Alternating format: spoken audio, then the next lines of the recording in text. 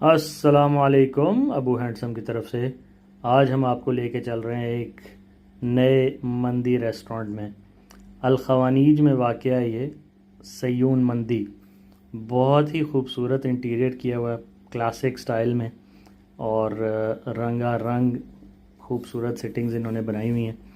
ये gent section में जो है ये आपको हम दिखा रहे हैं सिटिंग टेबल्स भी हैं, और नीचे बैठने का इंतज़ाम भी है।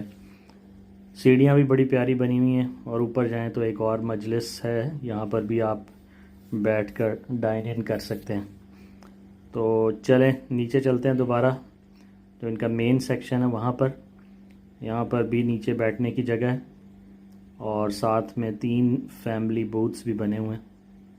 तो आए जी अपने बूथ में चलते हैं। स्टार्टर्स के तौर पे हमें मिला है सूप एंड सैलड, और ऑर्डर हमने किया है चिकन